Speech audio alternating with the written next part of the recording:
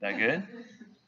That's why I like to have class right after the test, so you guys are really engaged and really pepped up for farm, but that's okay. I'll review the statistics, see if there's any givebacks, any partial credit or anything, and then if anyone needs to meet with me, we can schedule that out for probably prior to class next week, or me after class or whatever it has to be. So that work. All right. So everyone see that I posted the next set of slides. Should be GI. Should be the first one. Huh? Oh yeah, sorry, I probably forgot to update that.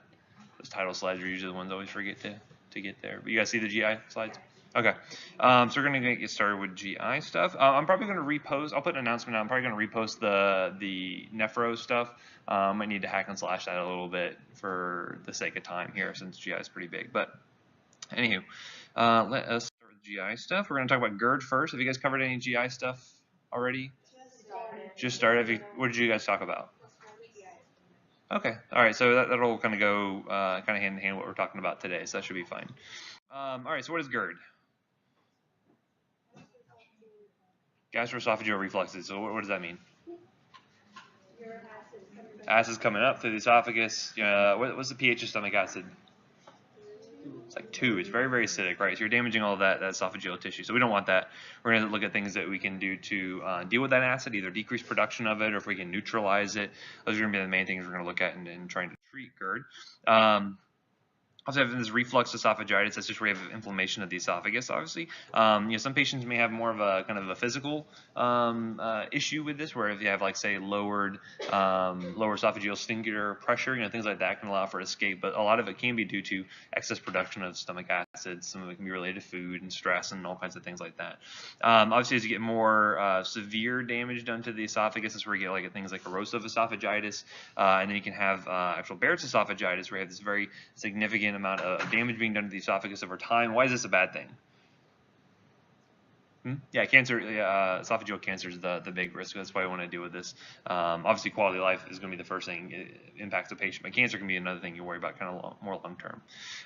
What's another issue when you have a kind of erosion of the esophagus? What else could occur kind of more acutely? It could be potentially life-threatening.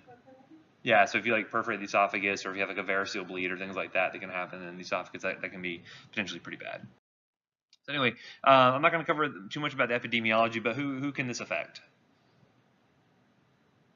Pretty much anyone, right? Anyone can have symptoms of GERD. We have little babies that have GERD symptoms, especially premature infants. They have issues with their GI tract. They have GERD symptoms. Older people are going to have GERD symptoms. You go out and have some spicy curry, you can have GERD symptoms. Like, anyone can be affected by this. And so it's a very common thing for patients to self-treat themselves, especially because a lot of these meds we're going to see are going to be available over the counter. But we'll see there's going to be some prescription ones available as well. Right, so again, we're seeing with the pathophys, we're having retrograde movement of that acid from the stomach into the esophagus, and so you can have other enzymes, things like from the pancreas to a limited degree, pepsin, bile acids, all that can be reflux into the esophagus, and it's causing that damage there. So usually what we're going to find that there's several factors that can be involved in this. I mentioned kind of anatomic differences that can happen between patients that can lead to this. We're also going to see things like the actual composition of the refluxate. So if they're generating a lot of extra acid for whatever reason, that can be an issue. We're also going to see that you can have things like drugs can affect this. You're going to find that different foods obviously can affect this. So there's lots of different factors involved with it. So you imagine having your lower esophageal sphincter here. Normally it should be pretty tight, pretty closed, unless you have some sort of food bolus or something, fluids coming down through here. But obviously you can have an issue where that is going to be more relaxed in some cases. Sometimes you have medications that will do this, where it makes that more relaxed and allow for that reflux to come back up as well. This can also be positional as well. So if you have a patient who's more kind of recumbent, like, they can have more reflux that can occur. So that's why you don't usually want to lay down for a big nap after you eat necessarily. You may feel sleepy, but you probably shouldn't, otherwise you can have a lot of reflux. So looking at the stomach itself, so imagine here is kind of the lumen side of things. This is where we're going to find the actual contents of the stomach here kind of circulating around. This is where it's going to be more on the kind of basolateral side, where we're going to be seeing blood flow and whatnot. So there's a lot of different endocrine signals that can help to stimulate production of stomach acid, right? So we can see things, or do you guys know of anything that can stimulate stomach acid production?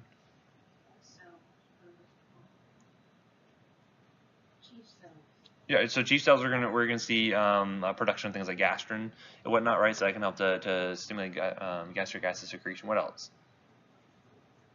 What sort of like endocrine substances? So some things to think about. Think about histamine, right? Histamine is going to be a big one. We're going to see they can actually stimulate gastric acid secretion. So again, you have these H2 receptors you can see right here that will stimulate cyclic AMP.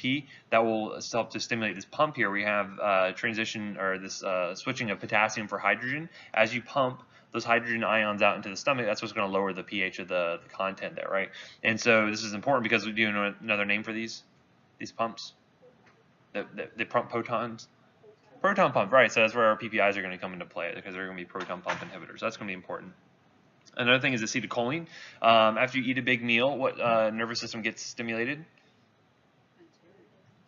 Well, certainly the enteric nervous system, but also the parasympathetic nervous system, right? And that helps to release a lot of what chemical? So the parasympathetic nervous system releases what? Acetylcholine, right? Acetylcholine acting on what types of receptors? Muscarinic receptors, absolutely. And so that muscarinic receptor activation also will lead you to have increased stomach acid production, right? So you're starting to see already there's a lot of different things that can be affecting this. If I have drugs that were increasing the activity of acetylcholine at the muscarinic receptors, that could increase symptoms of GERD, right? If I have histamine blockers, you can see how that would decrease those symptoms because you're decreasing production of stomach acid. So there's lots of ways we can kind of interact with this as well, as we'll see. Typically, you're going to find that prostaglandins, that's PGE2 is another name for prostaglandin, typically is going to have a negative effect here when looking at, it's going to have an inhibitory effect on gastric acid production. It also is going to be really important for helping to secure the lining of the stomach, right? Because you can release all this really acidic stomach acid out there, but then, it can erode through the stomach just as well as it can any other types of tissue. But why does that not occur? Why don't we get a lot of gastric perforations and ulcers? Yeah, we have like a coating base, this really nice alkaline kind of mucus barrier that is there. And so things like acetylcholine are really important for producing that. Things like prostaglandins are important. That's why when you're looking at things like peptic ulcers, what's one of the leading drug causes for it? NSAIDs, right? And NSAIDs do what to prostaglandins? They decrease them. So again, you can see already here how NSAIDs are going to have an effect on the stomach, right? And that's going to be one of the main side effects that you worry about with patients who have especially a history of any kind of gastric issues. So anyway, if you were looking at these epithelial cells, this is where you get a lot of bicarbonate and also the mucus. I don't know why I spelled that incorrectly or spelled that weird. But anyway, so it can be increasing secretion of things that will help to reduce that barrier, that will help to neutralize the acid and prevent you from eating through your stomach, which is generally not a good thing, right? But again, mainly prostaglandins, mainly acetylcholine activity. I hate these slides.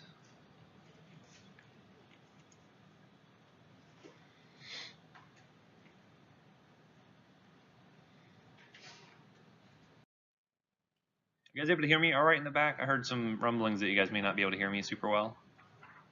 I know the helicopter is the primary issue with that, but just okay. So just throw something at me or flip me off or whatever you need to do to let me know you can't hear me. Okay. So anyway, so some risk factors. Obviously, there's some modifiable risk factors here for these patients. So things like obesity, pregnancy can certainly increase your risk for having GERD, but behavioral things as well. So thinking about things like smoking can be a big one. Alcohol use, eating excessively large meals. Say you go out to the Chinese buffet and totally pig out like. Not that I would ever do that, but occasionally, you go live to excess a little bit, and then you can have GERD symptoms. But anyway, so we can see that a lot of patient education is important here because obviously, if you know the triggers, try to educate your patient on how to avoid those if possible, or at least what to do if they're going to have exposure to them. So lots of different foods can exacerbate GERD symptoms. So things like chocolate, fried fatty foods, alcohol, basically all the good stuff in life, they're going to end up exacerbating GERD, right? Which is unfortunate, but that's the way it is. And a lot of medications, so anticholinergics can influence this, narcotics, calcium channel blockers, all of those can actually slow down gastric emptying time and help to keep the acid around for longer and lead you to have a reflux of that. Different things can loosen that lower esophageal sphincter, right? So if you loosen that tone, that can also lead to reflux. So things like nitrates, right? We know that nitrates do what to smooth muscle? Relaxes it, right? That's how we can have using for anginal symptoms. Same thing can happen in the lower esophageal sphincter as well. So you can start to see how some of these can lead to having GERD symptoms. So obviously there's lots of complications from this. You can see patients even develop anemias from this kind of chronic low-grade kind of bleeds they have developed here. So we want to prevent these whenever possible and obviously help improve our patients' quality of life. So I'm not going to go over necessarily the presentation too much, but Just keep more in mind there can be some atypical presentations as well. So sometimes patients can have chronic cough or hoarseness. All of that can actually be somewhat evident of having chronic GERD. Okay. Obviously, these are kind of alarm symptoms, really complicated things. So if you're having, GI bleeding all of a sudden, so how would you notice if you had an esophageal bleed? How would that be kind of evidence with the patient? Yeah, so black tarry stools would be one. Or yeah, it comes out the other way, so it comes out bright red from the upper end there. So that could be definitely some warning signs to worry about there. And again, these are things to let your patients know. If they're on NSAIDs chronically, let them know to worry about those kind of symptoms, so that way they can know when to worry and they know when to come in and get checked out. Okay, so no gold standard here for diagnosing GERD. Most of the time, it's based off symptomatology. Usually patients are going to have, hey, every time I go out and eat this is my GERD symptoms come up, or if I'm really stressed out, or whatever it happens to be, they'll typically have a pretty good way to kind of let you know about that.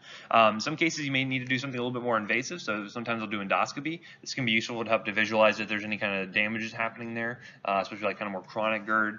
And then sometimes they can even do like pH probes and things like that to actually check to see what the acidity of the stomach. If you're producing too much stomach acid, that can drive the acidity down, the pH down, and you can see, you can look for things like that.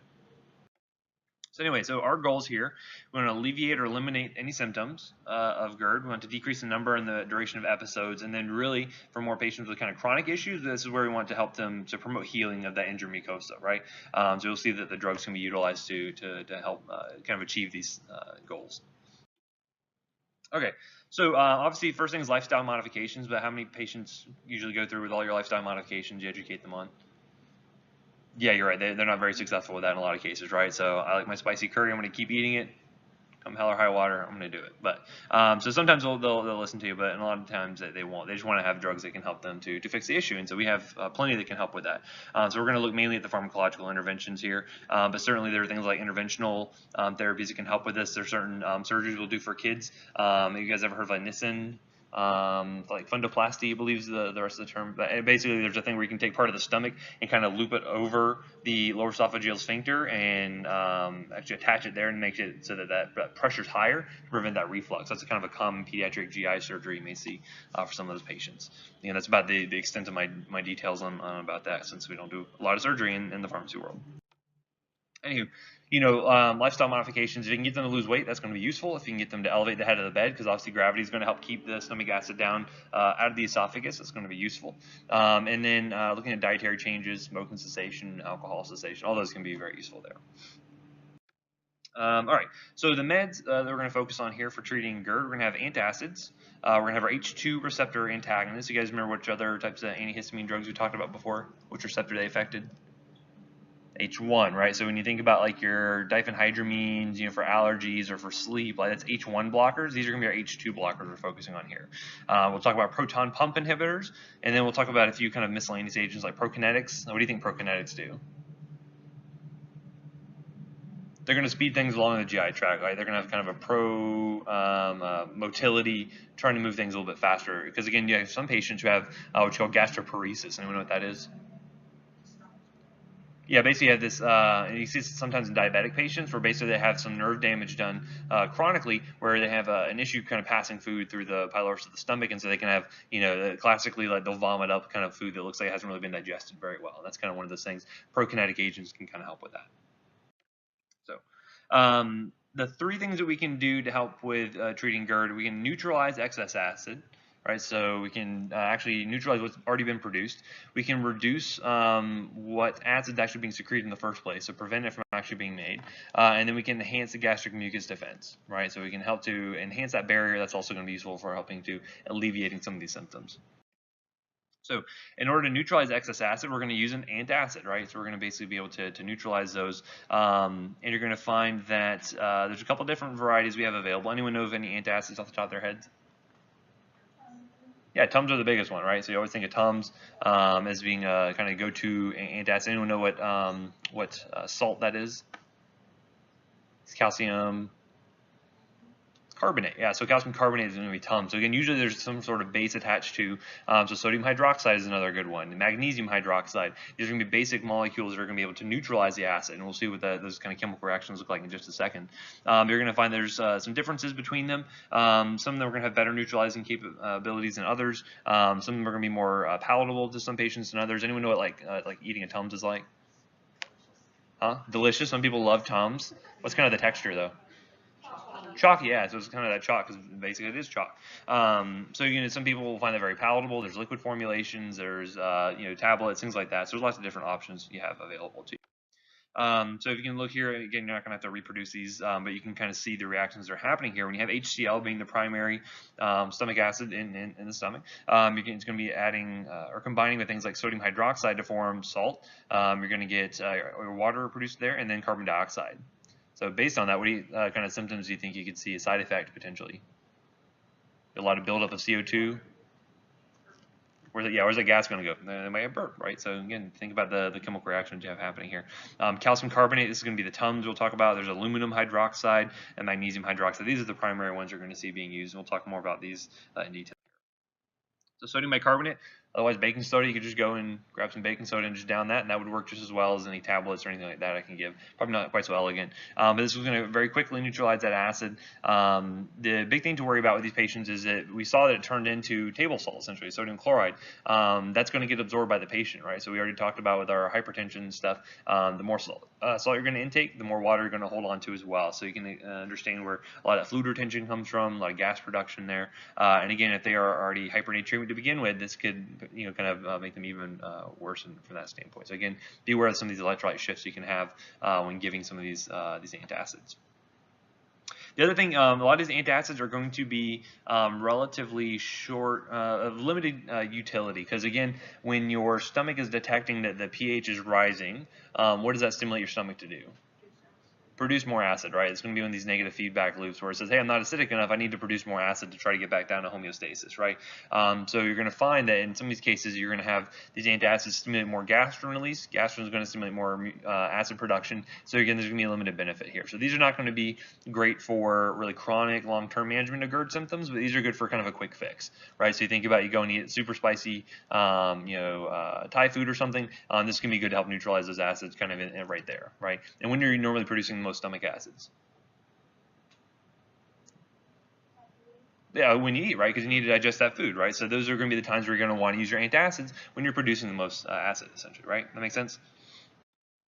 Okay, so calcium carbonate, Tums is going to be one of the primary ones you guys are familiar with. This one, again, works very rapidly. You're going to see that patients can absorb some of that calcium. So if they already had an issue with kidney stones, if they had an issue to where they're hypercalcemic to begin with, this could worsen that, right? A lot of patients probably could use a little extra calcium in their diet. So for most patients, it's not going to be an issue. But think about elderly patients, think about those with renal dysfunction. Those can be ones that you may not want to have as much of that calcium being absorbed. The other big thing is you can see constipation. Okay, so constipation is going to be a common side effect with any kind of calcium intake. So like milk can do this, dairy products, but calcium carbonate can do it as well. So again, be aware of that, especially if they have other medications on board that can cause constipation, right? You guys remember any drugs in the cardio section that can cause constipation? Calcium channel blockers were those other big ones, right? Because those actually help to prevent smooth muscle contraction within the GI tract, right? Okay. Aluminum hydroxide, this one's called Amphagel. You usually don't see this by itself. Usually you're going to see aluminum hydroxide plus magnesium hydroxide mixed together. Anyone know the brand name for that? I've never heard of Malox. That's typically where you see Malox. This is going to be aluminum and magnesium hydroxide mixed together. We'll see why that is in a second. But aluminum is sometimes used, and we'll cover this in the renal section. We will use this to actually bind up phosphate. Anyone ever get a lot of phosphate in our diet from? Sodas actually have quite a bit of phosphate in them. You're also going to find that meat has a lot of phosphate in it, right? So imagine muscle requires a lot of ATP to function, right? You imagine a lot of that phosphate still being there in the muscle when you're eating your turkey or hamburger or whatever. So that can be a problem with patients with renal dysfunction because they hold on to a lot of phosphate, and that can cause some big problems, as we'll see when we get to the renal section. So sometimes we'll use aluminum by itself, and that will actually help to bind up a lot of phosphate and prevent the patients from absorbing it, so that can be a useful thing. The big thing you're going to notice is that this will also cause constipation as well. So similar to calcium, this can slow down the GI tract, can make that an issue. And then also are going to find that it's going to chelate other drugs. What does that mean? it's going to bind it up, right? So you got to be really careful in giving antacids because you're going to find this binding issue can be prevalent with a lot of them. So we normally recommend separating these drugs out by several hours. Either give the other drugs that you need to absorb an hour before the antacids, or do it say 2 to 3 hours after you give the antacid in order to avoid this this binding effect here, right? As you mentioned already, remember like fluoroquinolines and things like that can get bound up pretty easy. Other antibiotics as well. So just be aware of that interaction there. And this can actually worsen appendicitis, so it's going to be contraindicated for those patients. Not really sure of the reaction there, but just know this is not recommended. Okay, and then we have magnesium hydroxide. This one's, again, good neutralizing capability. Again, watch out if your patients already have too much magnesium around, usually like renal dysfunction patients, you think about that again. This one is actually going to cause diarrhea, so sometimes we'll give magnesium hydroxide by itself. Some people call it the green rocket. It comes as basically this this green, almost looks like an old like Sprite bottle or something. Magnesium hydroxide is carbonated. We'll give that to patients who are constipated because it'll make you run like a rocket to the bathroom, right? So that's how I kind of think about it. So when you mix something like aluminum hydroxide plus magnesium hydroxide, one causes constipation, one diarrhea, you see they kind of balance each other out a little bit, which is why we give Maalox pretty commonly. You also see it usually mixed in. Everyone ever heard of like magic mouthwash? That's something we will sometimes give for stomatitis. I'm sure you've seen that recently on a test, possibly. That is another thing we may give for stomatitis to help kind of deal with that. It's usually mixed with things like Benadryl or lidocaine to kind of help with mouth sores and things like that. Anywho, right, so magnesium, think diarrhea, calcium, aluminum, think constipation. I mentioned Mylanta is another brand name here. There's going to be lots of brand names. And again, most of these are available over the counter. Aluminum by itself will not be available over the counter, but it will be commonly mixed in with this magnesium hydroxide, so you can find that. Typically, liquids are going to be a little bit better than the tablets, which is nice because, again, they are going to be able to kind of better coat the stomach and help to neutralize the acid as kind of interacting with that mucosal barrier. So that's typically a little bit of better benefit there, but some patients may not like the taste of it or the texture of it. They may find the tablets to be a little bit more preferable to them. Okay. So you got to be careful because patients can take these. They can go to the store. They can buy as many Tums as they want. They can just sit there and chew. Anyone never know like someone who like just down Tums like by the handful like all day long. Like some people like that, and they can actually mask worsening symptoms. They could have something really severe going on. They need to get checked out for, and so that's one of the big issues. You need to let them know, hey, if you're having to constantly take this stuff just to deal with this GERD, like let's come in and get checked out, see if there's other things we can put you on, or potentially deal with some other issue that's happening there. Generally, antacids are safe in pregnancy. You're going to find a lot of medications. Obviously, you don't want to give to pregnant patients, but because most of these do not get absorbed very much, or if they do get absorbed, they're like electrolytes like calcium, it's not really a big issue. So these are generally safe for pregnant patients. And again, watch out for those chelation reactions there. Alginic acid, anyone ever heard of Gaviscon? Gaviscon's kind of an older one. I don't really see a lot of people using this one. This is kind of interesting. Anyone know where alginic acid comes from? Comes from seaweed, so you can actually find alginic acid in seaweed. But basically, it's going to react with sodium bicarbonate. It's kind of already present in the stomach lining, or if it's going to be formulated with it, you can see here it's mixed in with sodium bicarb. Basically, it's going to form this nice kind of viscous solution. And again, this is one of the things that kind of helps coat the stomach and helps to prevent that reaction of the acid along with either the esophagus or along with the stomach lining there, depending on if there's any kind of issues there. Not going to be nearly as effective as a lot of the other drugs we're going to talk about, but again, this is over the counter, so some patients may be utilizing it. So antacids are good because they provide nice rapid relief of symptoms. They're relatively inexpensive, calcium carbonate, sodium hydroxide, not expensive meds in general, and they're available OTC. Also, they can be used kind of as a breakthrough. And when I say breakthrough, what does that mean? Yeah, kind of like an acute exacerbation, right? So say like, you're taking medications, say every day for kind of maintenance therapy. If you were to have, say, a breakthrough, say I went and ate that, that spicy Thai food or something like that, that breakthrough, I can use an antacid kind of as needed, as on a PRN basis in order to help counteract that, right? So those are kind of the benefits here.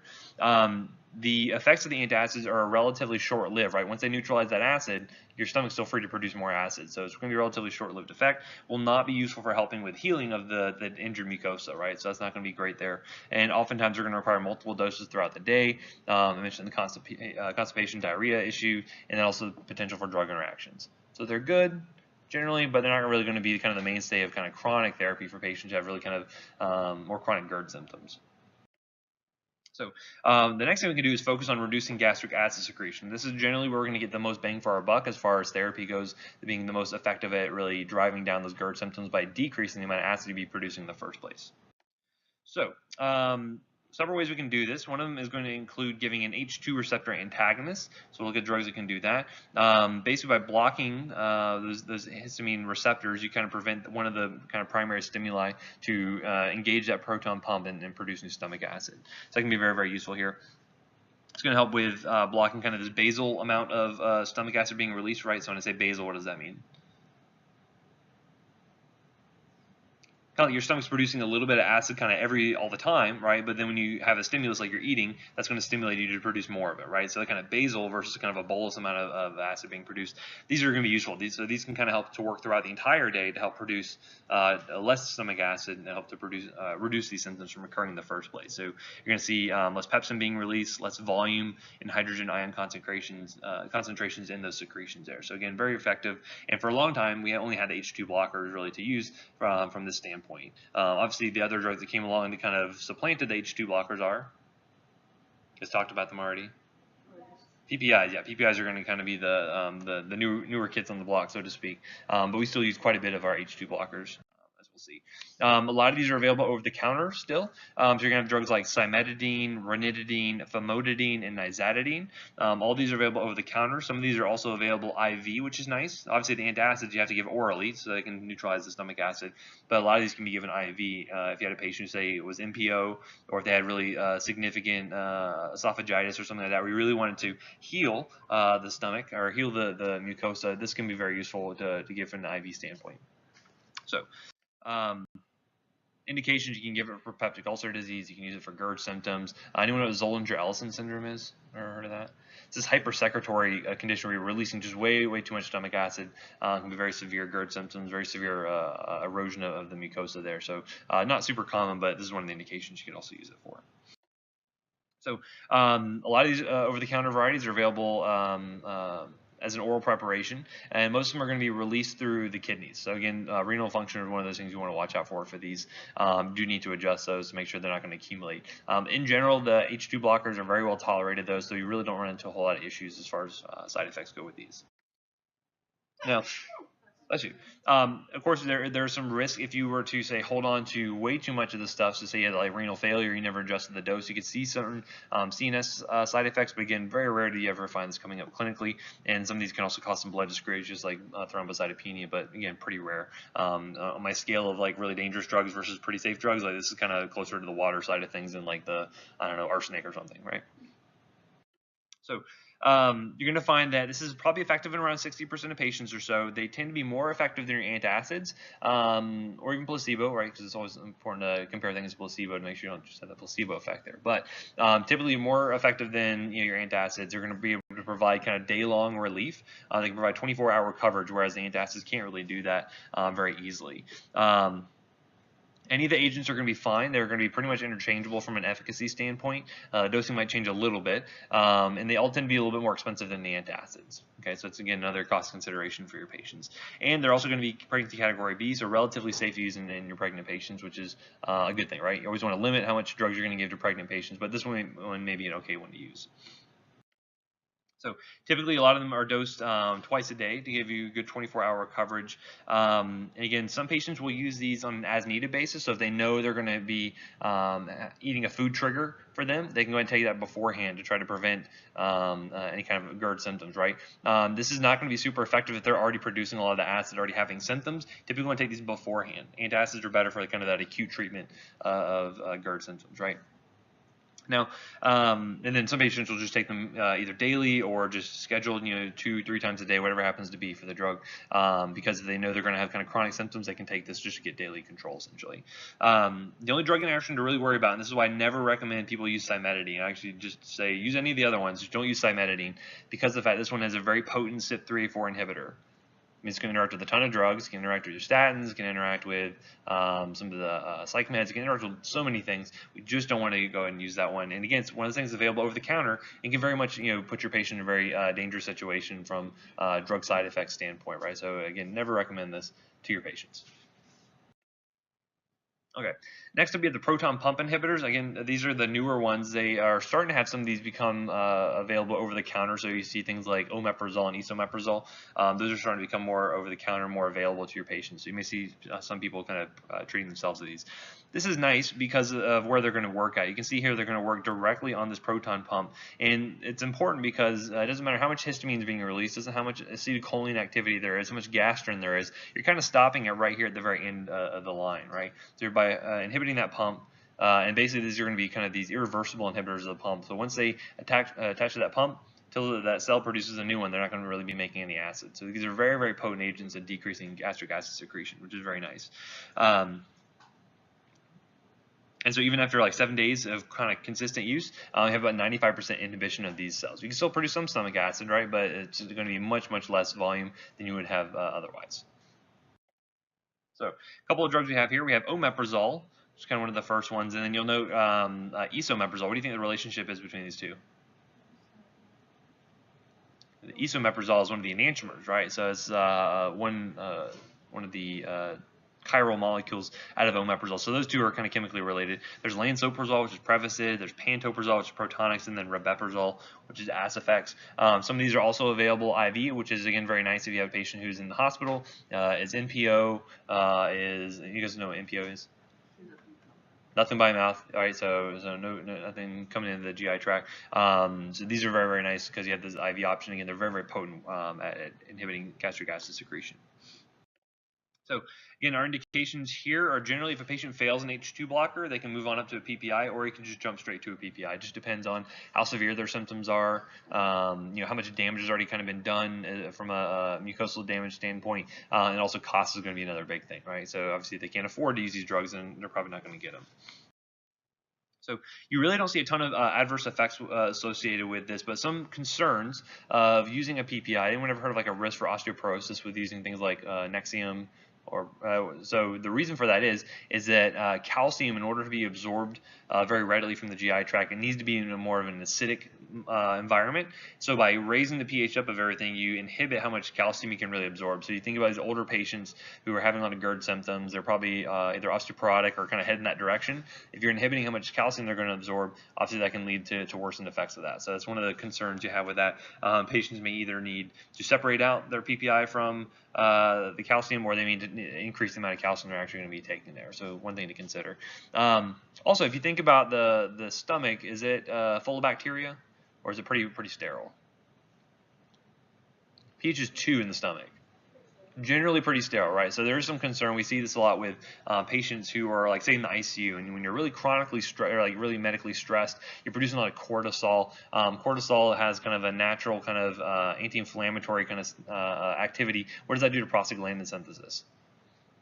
It suppresses it, right? So you're decreasing prostaglandin. So one of the risks you have with a really stressed patient is you degrade that barrier, that protective barrier, and you're going to see more risk for that mucosal ulceration and potentially perforation. So we have an ICU patient, they're laid up, they're intubated, they're sedated. One of the concerns we have is them getting a stress ulcer. We don't want that to happen, so we give them a PPI. The other thing that does, though, is as you raise the pH, what does that do to bacterial growth?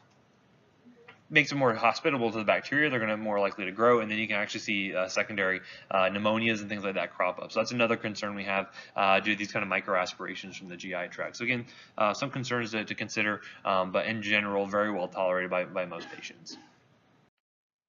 So again, as far as pregnancy categories go, these are pretty well tolerated. No real damage seen done to the fetus. So we'll talk more about this when we get to talking about female stuff later on. I think probably the next semester. I think when we get to that, female stuff sounds kind of vague, but when we talk about feminine health, we'll talk about pregnancy and all of that. It'll make more sense. Okay, typically we want to administer this 30 minutes prior to meals. The reason for that is that these work better on active secreting pumps. So once the pumps are active, this is when the drug can actually bind to it and inhibit it. So when your pump's most active, when you're eating, so you want to give the drug time to absorb. And when you start to produce all that extra acid, combine those pumps and inhibit them essentially, right? So that's when they're going to be most effective. The other kind of interesting thing is a lot of them, anyone ever either seen or taken an omeprazole, usually comes in a little capsule. And if you ever opened up the capsule, it has all those little tiny beads in it. You guys know what that is? Basically, those beads are covered in a coating that prevents them from basically being dissolved in an acidic medium. So basically what happens is that some drugs cannot be absorbed because the stomach acid is the pH is too low and will actually degrade the drug, right? So if the pH is too low, break the drug apart won't be very effective. So what we do is we coat it in this acid stable substance, and that way when it passes through the stomach and gets to the duodenum, what's the pH like in the small intestine? A lot higher, right? So again, it's going to be closer to neutral. Once it gets into that higher pH, it'll dissolve off, and then the drug can be absorbed through the small intestine, right? So it's kind of an interesting thing if you see that. So we tell patients don't crush and chew it because that can break that coating, and then they won't be able to really get the good effects of the drug there. So that's one thing to consider. You can open it up and like put it in applesauce or something. That's fine, but again, we just have to not chew it up and crush the little pellets.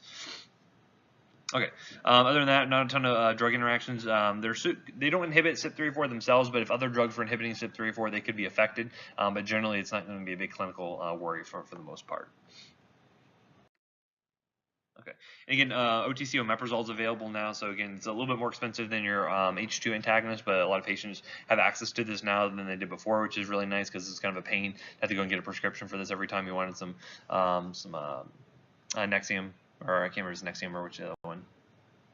Brand name escapes me right this second. But anyway, it's nice because it's more available to them. But because this is more powerful at treating those GERD symptoms, they're more likely to be masking really kind of those worrisome effects there. So we recommend they need to get consulted either by a provider, either go to the urgent care or the primary, whoever happens to be, if they're having really severe symptoms, especially if it's greater than 3 months.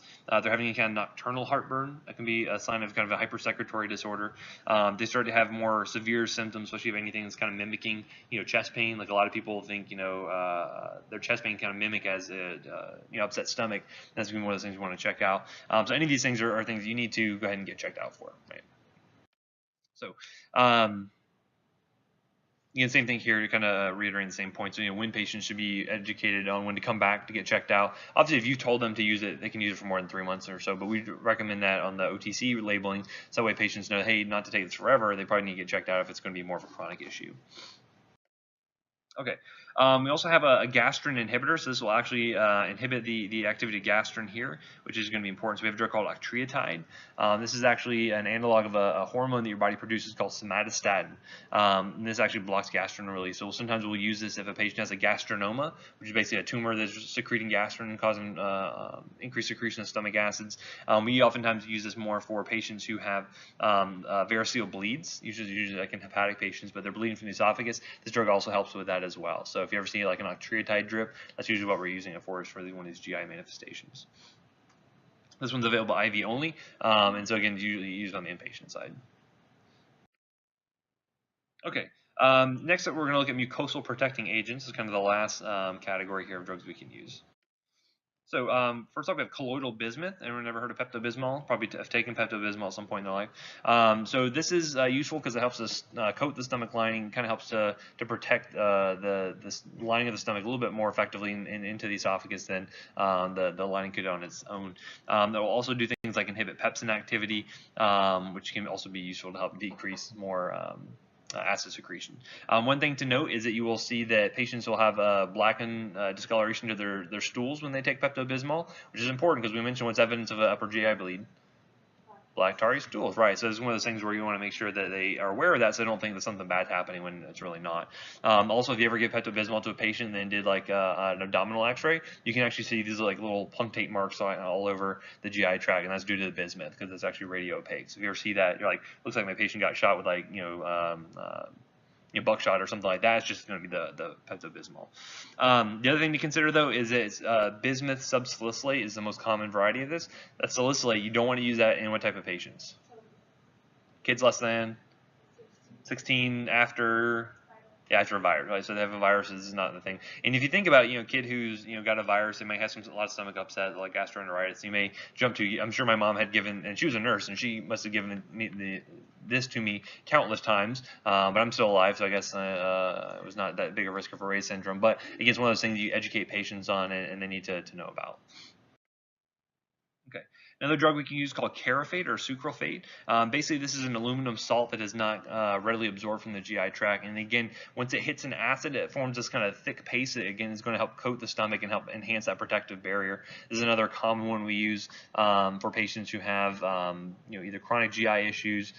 We use this a lot of times in combination with like our H2 blockers because it helps to have a little bit more of a synergistic activity there. Either comes as like a liquid, which again helps coat a little bit better than the tablets, which are also available. But generally, we're going to take it 1 hour before meals, and that's going to help to, again, coat the stomach and help to protect it when the stomach starts producing more of that acid there. Okay. We have another drug called Misoprostol. This is actually a PGE1 analog, so this is kind of replacing the normal prostaglandins your body makes. It's an analog of that.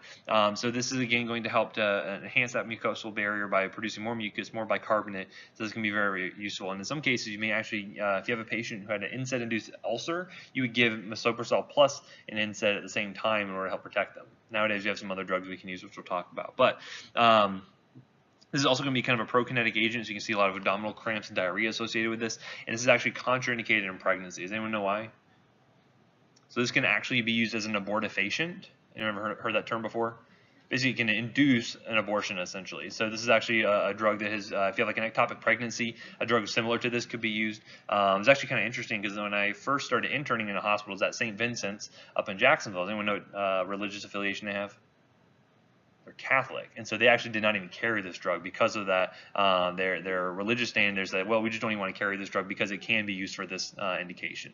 All right, so it's kind of interesting from that standpoint. You might see things like that, especially at Florida Hospital. I've never worked in the hospital, but I'm sure they have similar certain things. You never know. But anyway, so it's one of those things you do not want to use that in pregnancy because that could again abort the fetus, and that's not going to be good for your patient, right? They'd actually use it in conjunction, something like that, plus something like methotrexate, which we'll talk about in rheumatoid arthritis, which would probably be next semester. But yes. If you had like an ectopic pregnancy, you could also use that as well to help to eliminate that, because it can be a medical emergency for some patients, and so you need to do something for that, right? So anyway, this is a good table, kind of helping you to kind of compare and contrast the different agents here. You can see where the antacids will be the cheapest, but they're probably going to be providing kind of less relief than you would see with some of the other agents. So you can kind of go back to this and kind of reference it. You don't have to know the specific numbers, but just know like your PPIs are going to be very good for kind of chronic maintenance of GERD symptoms, whereas things like antacids are going to be better for an acute symptom, right? I can take that after the trigger, but like your H2 blockers, your PPIs, you want to take beforehand. Right, because based on the mechanism, based on the fact they don't do anything, the acid's already been released, they only help to produce, to prevent further production of more acid, right? Okay. So typically you're going to kind of do this in a phase-wise approach. We're going to start with kind of the easiest things to kind of obviously work your way up. Ideally, you'd want to just do lifestyle interventions. If you can avoid triggers, if you can, have the patient lose weight, have them, whatever, stop smoking, all those things. Those are going to be the easiest and kind of most bang for your buck. But a lot of times we're going to have to help supplement either with antacids or start to use our H2 blockers and whatnot. If you're just having kind of intermittent mild heartburn, this is where things like antacids are going to be most useful. As they get more symptomatic, this is where you want to start to look at using, say, especially more persistent symptoms, you want to use things that are going to be better for maintenance therapy, like an H2 blocker or PPI. And then when you have patients who have, say, an actual erosive disease or actual mucosal damage is being done here, this is where we're going to either use PPI, because again, they're going to be generally more effective than an H2 blocker, or we can use a higher dose of an H2 blocker. But nowadays, PPIs have kind of taken over and are the primary thing we're going to use there. And then if you're still refractory, even after all that, that's where you probably need to go see the GI doc, because they need to do something else. They either need to look to see if there's some other issues going on there. If there's an anatomical problem, they can kind of work it up from there. Okay. A lot of patients end up kind of relapsing after they stop using whatever medication. So for some patients, they may need to take these a lifetime. Just depends on what their primary issues are going to be. Again, most patients are going to require just kind of standard dosing, like you would see on a lot of the over-the-counter packaging. But obviously, the more severe the disease is, the more likely they're going to need to switch over to a PPI just due to their enhanced activity. Okay. Let's do, since we had a lot of time being eaten up by the test, let's do a 5-minute break, and we'll come back and continue with this. That work? Perfect. Happy medium. Any questions from the first half? All right, so let's keep going. So we're talking about peptic ulcer disease, right? So peptic ulcer disease, obviously, it's the ulcer in the, generally in the stomach. Okay, I know. It's okay. We'll just reset, let our brains kind of steam out a little bit. It's all right. Peptic ulcer disease, right? We're getting ulcers, right? That protective barrier is failing us, right? You can certainly have gastric ulcers. You can also have duodenal ulcers. Those are the two primary places we're going to see that develop. And the etiology of that, the kind of the main things that are going to be causing that is going to differ a little bit between the two. So we'll look at that. But again, can be potentially life-threatening in some cases if you have a bad enough perforation. That ulceration continues to go on. Also, just very uncomfortable for the patient in a lot of cases. Now, the three main things we're going to see, the three main causes for this we're going to see is going to be one, H. pylori, which, what is H. pylori? It's a bacteria, right? So it's a bacteria. Anyone ever heard the story of how they discovered H. pylori? Have I mentioned it before? There's some really cool YouTube videos. He was an Australian doctor who's basically he got a Nobel Peace Prize for it, actually, because this is such a prevalent disease, and they couldn't figure out what the heck was causing all of this. They just thought it was stress, right? They thought it was NSAIDs causing all of this. And so he basically said, like, well, I think it's this bacteria. So what he went ahead and did is just drank a bunch of the bacteria, gave himself an ulcer, and then he drank antibiotics, and then healed the ulcer. And so they said, so actually I did it on himself because everyone else thought he was crazy, right? So really cool. If you watch those videos, you can check that out. Anywho, so H. pylori is going to be a big one. We're going to talk about that. Obviously, that treatment is going to be very different than something like an NSAID-induced ulcer, which is the other one of the primary reasons why people develop these ulcers. And then stress-related. We mentioned that already. When you're really stressed out, you're releasing a lot of cortisol. That's depressing prostaglandin synthesis. That's going to cause that barrier to break down, and you're more likely to have that acid burn through, right? So those are the three things. You can kind of see how the NSAIDs and stress-related have a very similar kind of pathophysiology to it, right? Both relate back to that the prostaglandin synthesis being diminished, right? Okay. So usually you're going to find a lot of patients are presenting with kind of pain, discomfort. Some of it can differ based on when the symptoms are worse or not. Obviously, if you have like a peptic, gastric ulcer, when do you think the symptoms are going to be the worst? Yeah, so when you eat, right? Because why would you think that? Yeah, you're producing more acids. You're producing more acids interacting with that ulcer. You're having discomfort, right? In some cases, you may find things like duodenal ulcers actually are going to be worse, or actually get better with food. Because again, when you have a lot of that stimulating secretion of more, when you neutralize a lot of the contents coming from the stomach, that tends to make it a little bit better. So it can depend on the presentation. Symptoms can change a little bit. You'll learn about that in your med surg class, but. Anywho, as far as treatment goes for this dyspepsia associated with these peptic ulcer disease, typically if you're on an NSAID, what should you do to fix it? Stop taking your NSAID. That's the primary thing we can do there. And remember that a lot of this is related back to cyclooxygenase 1 versus 2, right? So COX-1, we said, is that inducible or constitutive? It's constitutive, always being produced, right? That's what's going to be responsible primarily for producing that protective barrier, right? COX-2, on the other hand, that's the inducible one. That's what happens when you sprain your ankle and you have inflammation. That's what gets induced there. So when you use a non-selective NSAID, something like an ibuprofen or naproxen or even aspirin, you inhibit COX-1 and 2, and that's what leads to that breakdown of the stomach barrier. So potentially what you could do is switch over to a more COX-2 selective one. And you guys ever heard of Vioxx? I know I've mentioned that before. Right? Vioxx was a drug that was only working against COX-2, and that actually caused some increased death associated with that, cardiovascular death. We mentioned that back when we were talking about the antiplatelet drugs, right? Because of that balance between prostacyclin and thromboxane. Anyway, though, we now have a few drugs that are going to be more slightly selective. They have still some COX-1 activity, but it's more on the COX-2 side of things. We'll talk about those in just a little bit later. And then generally, if that does not fix your issue, then you can go ahead and start to use some of our other drugs we talked about to suppress acid secretion. So mainly H2 blockers, PPIs are the primary things we're going to focus on there, right? If they're not on an NSAID, then you're going to reasonably suspect that they have H. pylori. And there's some tests that we can do for that. Some of them have to do with expired air. You can sometimes detect antigens there. Other times you can, there's some other tests you can use for that. But basically, if you suspect H. pylori and it tests positive, then we can utilize a certain antibiotic regimen we'll talk about in a little bit. There's kind of 3 or 4 drugs you'll end up taking for that. And then H2 blockers and PPIs, if they're still negative for that, so no H. pylori, no NSAIDs, then you're still going to focus on mainly using H2 blockers, PPIs, because again, that's going to help to suppress the acid secretion. That's going to allow time for the stomach to heal itself, essentially. That's going to be the best thing for them. So obviously alarm symptoms, they're having weight loss, anemia, bleeding, all of that can be very worrying symptoms that they're having bleeding associated with these ulcers here. Okay, so I mentioned that a lot of this gastric acid secretion as the pathophys of this is going to be kind of hypersecretion, especially with like duodenal ulcers. You can see that there. Some cases you may have normal secretion with gastric ulcers, but the problem is that that protective barrier has gone down. So again, duodenal ulcers are going to generally be more due to hypersecretion. Gastric ulcers are due to that breakdown of the mucosal barrier, right? So that's the big difference there. Also, pepsin is going to be generally increasing in a lot of these cases to help increase the gastric acid secretion. But we mentioned that the prostaglandins are super important for helping to produce that protective barrier. If that's gone, that's going to be an issue there. Or if you have that gastric protective barrier being interrupted by H. pylori, right? Because we'll see that H. pylori is going to have some pretty significant effects on that barrier there.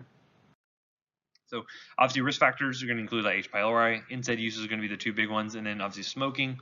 Some patients have a genetic predisposition, and then stress is the other big one. So you always hear like someone gave themselves a stomach ulcer just being stressed all the time. That's probably how I was before I left working at the hospital full time, right? Having to deal with like being in more of a management position about getting myself an ulcer due to stress. Got out of that, and I teach now, and I'm perfectly fine. So sometimes non-pharmacologic changes can be the best thing for your patients, right?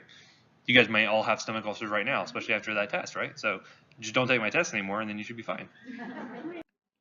I know you're working on that. It'll be fine. Everyone, like, it's so fun seeing you guys like go off to your clinical year, because it's like seeing all this like weight just lift off of your shoulders, and you're just bright and happy, and you're just skipping through the hallways, and all the first years are like, you know.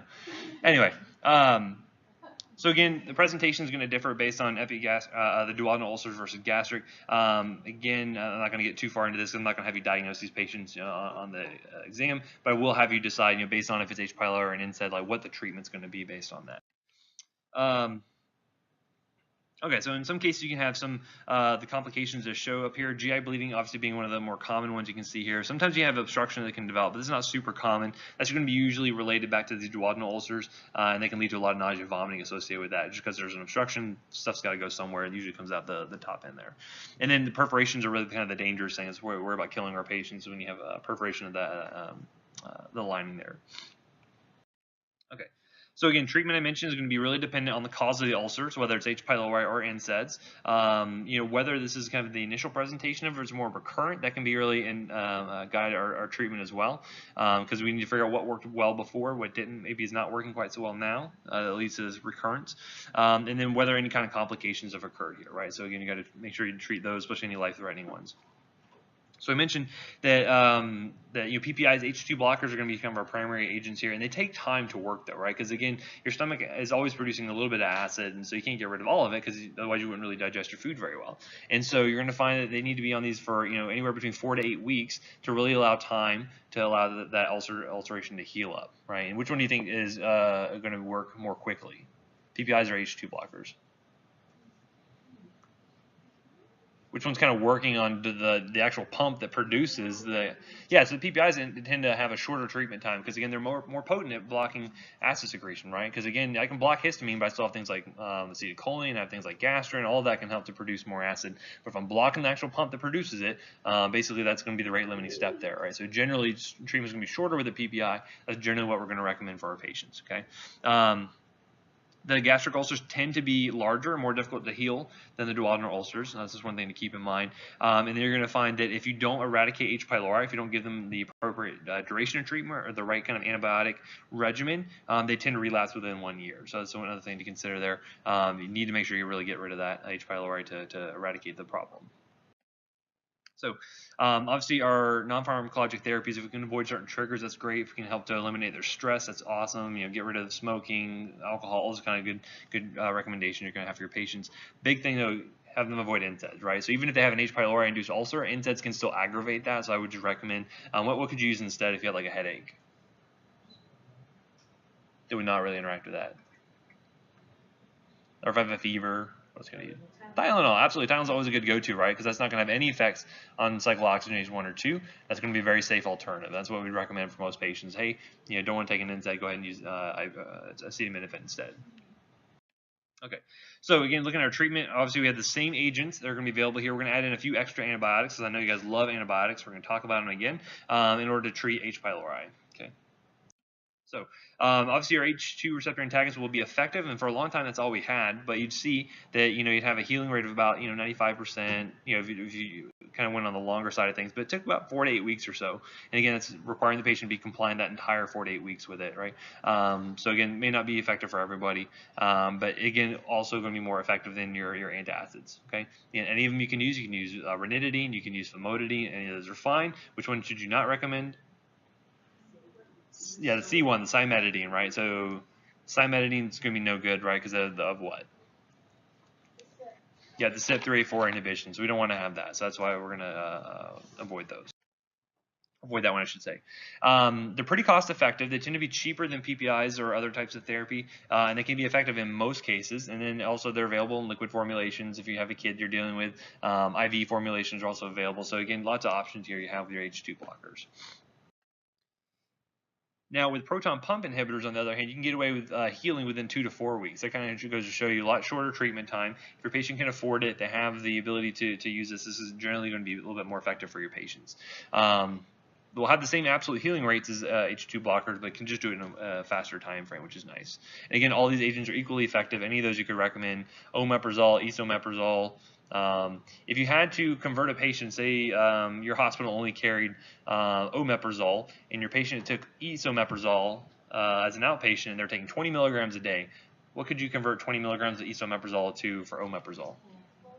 40, yeah. Remember, because now we're going from the enantiomer over to the chiral. The enantiomer over to the racemic mixture. So you got to double it up, right? So again, we do that conversion all the time. We have a lot of kids on esomeprazole, and we switch them over to omeprazole. Tends to be cheaper in a lot of cases, but they're all going to be equally effective. So antacids are going to be good for kind of as needed symptoms, kind of breakthrough symptoms here. Again, all of these can work just as equally as effectively. Just worry about the constipation, the diarrhea side effects. And again, if a patient has an issue with a lot of diarrhea, give them something that's going to be more constipating, vice versa, right? So always keep that in mind. Let's see. Okay, so treatment for H. pylori. This is a gram-negative bacteria. So again, you're going to see a lot of our antibiotics are going to be geared towards treating gram-negative bugs. Most common cause of a non-insect-induced ulcer, as I've kind of mentioned here, and so it can help to survive, or is able to survive in these acidic environments because it helps to produce this urease enzyme. And so basically, it will help to break down the stomach fluid and converts ammonia over to carbon dioxide, and that will help to basically kind of make things a little bit more hospitable for it. It's able to kind of get a good foothold in the stomach. Whereas most other bacteria would get just chewed up by all those acids, this one can stick around much better by having this kind of local buffering environment. So again, we see that a lot of patients, even though they may not be symptomatic, can still have colonization with H. pylori. So it's always important to consider that they have these symptoms. Like it's always good to check them out just to see if they have it or not, because it could be a very easy thing to catch and treat effectively, so that way you can get rid of it. Now, it causes a lot of this damage to the tissue by either direct mechanism, by directly irritating the tissue. It can also do things like altering the ability, kind of causing more inflammation, causing more damage to the tissue there as well. And then also kind of causes hypergastrinemia, which leads to more acid production. More acid production is going to interact more with that mucosal tissue, cause more damage. So you can do this urea breath test. That is one way you can actually test for H. pylori. There's also a stool antigen test. That tends to be very selective for H. pylori. So if you have an antigen, obviously you have the H. pylori present. And in some cases, you may do an antibody test. There's lots of different tests that are out there. Any of them can work potentially for your patient. Just depends on what you have access to and all of that. So again, I'm not going to go over the diagnosis too much, but the treatment is what I'm going to be more interested in. So typically, we're going to use either a 3 or a 4 drug regimen. It's important to know what all those drugs are going to be in order to eliminate H. pylori. Typically, the antibiotic component is going to include things like clarithromycin. You guys remember what type of drug that is? It's a macrolide antibiotic, absolutely. They have amoxicillin, which is penicillin, right? So how does that work?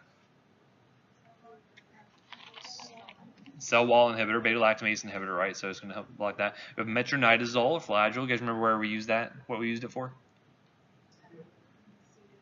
C. diff is a big one, like parasitic infections as well can be another one. And then tetracycline could also be another option. So again, we're going to see that you generally are going to use 2 of these drugs here. And then you're also going to have things like combinations of an H2 blocker, something like ranitidine be fine. Oftentimes you're going to include things like bismuth. So like a pepto-bismol type component is going to be another drug you're going to include here.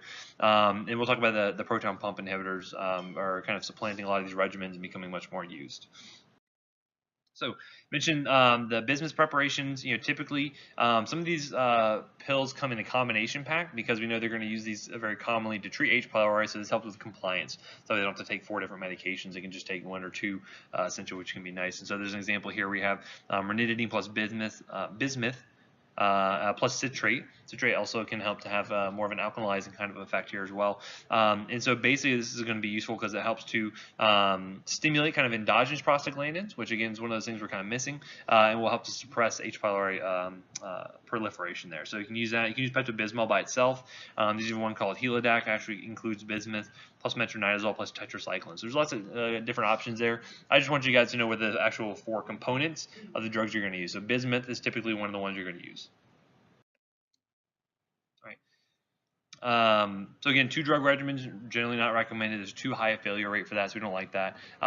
Generally, what you're going to find is that with a 3 drug regimen, you can get away with like 10 to 14 days worth of treatment. Has around 80 to 95% efficacy, so it's pretty good. But if you did a 4 drug regimen, you can maybe use a shorter duration of treatment, maybe about 7 days, right, up to 14, and it's about 90 to 99% effective, which is really great. So typically, you recommend 4 drug regimens. If not, they can try a 3 drug regimen. So typically the 3 drug regimen includes chlorothromycin plus amoxicillin plus a PPI. So that would be basically helping to suppress acid production, help with the healing of that tissue, plus 2 antibiotics in order to kill off that H. pylori. The 4 drug regimen is typically going to include things like metronidazole plus tetracycline, a PPI plus bismuth. So you're kind of adding on bismuth, 2 antibiotics, PPI plus bismuth would be the 4 drug regimen there. And then the other thing to consider is that if you have resistant H. pylori, so if they fail therapy, they're still having this recurrent ulcer that comes back after they get over this, say 2-week period where they're being treated. You need to consider if it's going to be a resistant bug, and so you can either switch out your antibiotics, so you can use something like amoxicillin plus metronidazole. So try to switch it up. Hopefully 2 things that have not been on previously, and that can be very useful to help to overcome that resistance. So if one doesn't work, maybe another combination will, and so that can be a good thing to do. But again, usually this is where you're going to be referring them back to a GI doc or something like that, where they can they're more used to dealing with like resistant strains and things like that. Just if there was any reason why, or say for instance you had a younger patient, maybe didn't want to give them bismuth, right? Some patients just don't like to take a ton of drugs, and so that could be one reason to do that, right? Certainly if they fail a 3 drug regimen, I would definitely bump them up to the 4 drug regimen. That would be the recommendation there. So typically when you're choosing the agents, it needs to be based on allergy. So if they had an allergy to salicylates, we would not want to use bismuth in that case. Tolerability, so just how well they're going to be able to tolerate the medications. And then cost is going to be a big one. Drug interactions, we mentioned, a lot of things can bind up those other medications. That can be an issue there. And then also looking at the antibiotic resistance. Obviously, compliance is a big thing because if they're taking 4 different medications, they need to make sure they're taking all 4 of those for the entire 14 days. Even if their stomach, symptoms start to get better, they still need to continue to take it for that whole course. Okay, so if you had an initial treatment failure, again, mentioned switching out the antibiotics, use a different combination there. Again, you go from a 3 to 4 drug regimen if that failed, and then try to shoot for the longer time frames. If you tried a 7-day regimen that did not work, go for the full 10 to 14 days. Okay, so then on the NSAID side of things, so now we're switching gears from H. pylori over to NSAID-induced ulcers. Obviously, the #1 treatment for an NSAID-induced ulcer is stop the NSAID, absolutely. So that's going to be the biggest thing to do there. And this can be potentially fatal. There's several deaths that happen every single year due to NSAID-induced ulcers. Patients don't realize that the fatigue they're feeling is due to their bleeding ulcer, right? They don't understand that the pain they're experiencing is related to this NSAID, and they can go for a long time without ever getting actually checked out. So this is where I can see a lot of deaths associated with it. So be very, very careful for these patients, especially any history of GI disease. So those that are more likely to have toxicity from this include those who are greater than 60, tend to have a higher risk. If they have a history of GI bleed or peptic ulcer disease, that's another big one. And they have concurrent use of corticosteroids. Why do you think that is?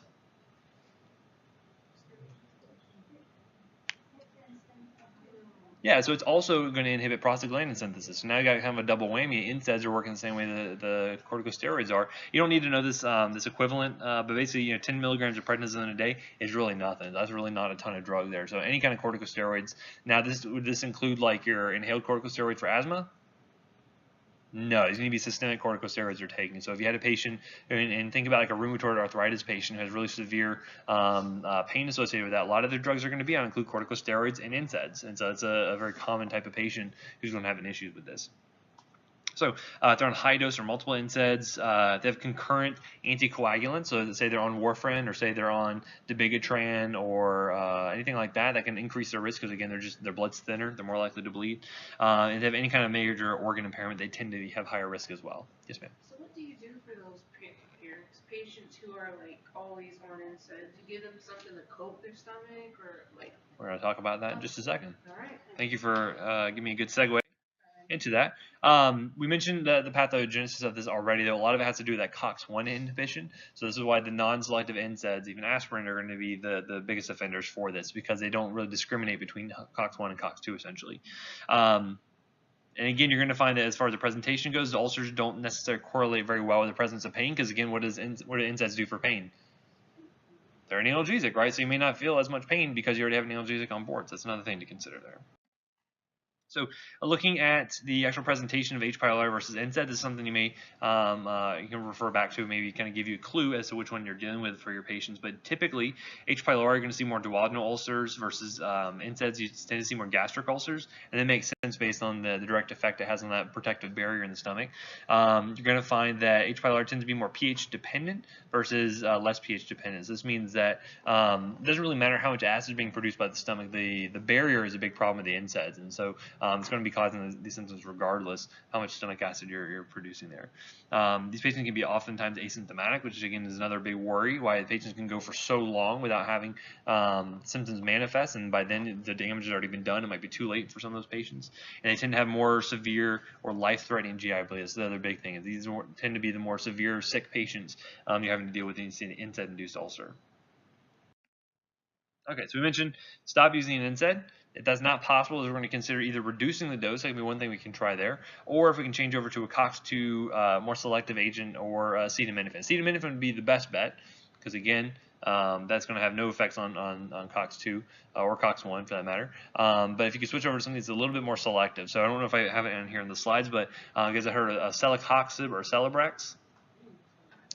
A lot of people have heard of Celebrex. That tends to have a little bit more COX-2 activity, more selectivity. Still affects COX-1 to some degree, right? So again, if you're looking at kind of the spectrum here, if you're imagining, something like ibuprofen, over here, and then on your spectrum, you have something like Vioxx, which was that drug we had to pull off the market that was all the way COX-2 selective, right? You're going to find that, Celebrex is going to be somewhere right along here on the pathway, right? So it's going to be a little bit more selective, but we don't see that increased risk of death associated with it like we did with Vioxx.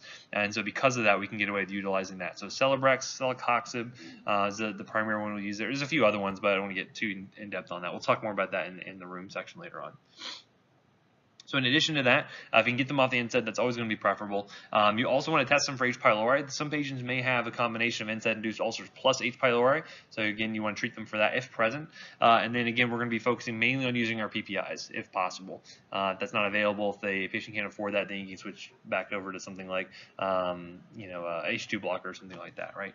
Typically, we're going to use about 4 weeks of therapy for PPI, a little bit longer for H2 blockers. And again, patients who have larger ulcers, more severe disease, they're going to need longer treatment times, essentially, right? So again, something you monitor for. If they stop taking the acid suppressive therapy and it comes back, then obviously you need to treat for a longer period of time. Okay, and then as far as prevention goes, obviously, if they have a history of ulcers, you probably don't want to continue them on NSAID if at all possible. But just watch out for those high-risk patients. You guys know we talked about those who might be more at risk for developing these again. Try to use low-dose NSAIDs. Try to use a more selective one if you can, or Tylenol is always going to be a safer option. Okay, another thing you could potentially do, and this is where I mentioned that Misoprostol before. You guys remember what this was, or how this worked? This is one of those synthetic prostaglandins. We're actually replacing the prostaglandin that is being inhibited by the NSAID. And so you can actually see a combination where they use an NSAID called diclofenac.